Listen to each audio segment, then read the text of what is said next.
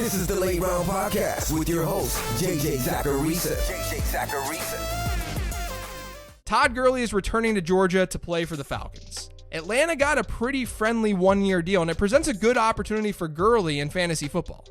But like Houston, let's not confuse a good opportunity for an outstanding opportunity. Atlanta, over the last 2 years, they've ranked 22nd and 26th in fantasy scoring at the running back position.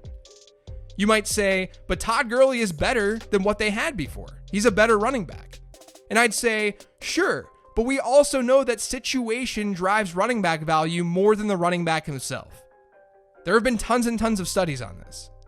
A running back can get more individual volume to boost his fantasy totals, and sure, we can see a slight spike in production, especially if a team thinks that they need to utilize their good running back. But offensive line play is huge. How a team calls plays is huge. And I think that latter point is key here. Gurley wasn't amazingly effective last year, but he found the end zone 12 times on the ground and twice through the air. But keep in mind that the Rams were 4th in the NFL in run rate at the goal line, while Atlanta ranked 19th. And then on top of that, the Rams ran the 5th most goal line plays. Atlanta ranked 29th. That's not to say that the same thing was going to happen in 2020. It's to say that Todd Gurley was in a pretty advantageous situation last year, despite an offensive line that was a lot worse than in previous seasons.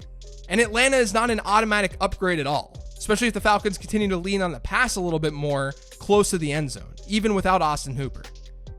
Atlanta's also in a situation where they're not projected to be some powerhouse team. They've got their issues, and they're in a division with the Saints, who have one of the best rosters in football, and the Buccaneers, who just got Tom Brady.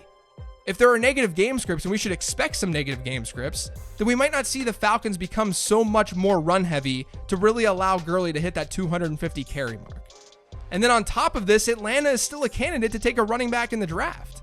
So there's an even scarier floor to Gurley's overall outlook if the Falcons get a back with an earlier round pick. It wouldn't be smart in my opinion, but it's still possible. I know that I just sort of crapped on that situation for Todd Gurley, but it was a really, really good landing spot, all things considered.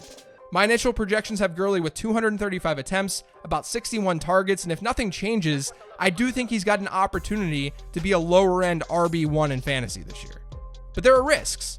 He may not be used as much as we think. They could draft a running back, and Gurley's knees could end up giving him trouble. He continues to just be a volatile fantasy asset.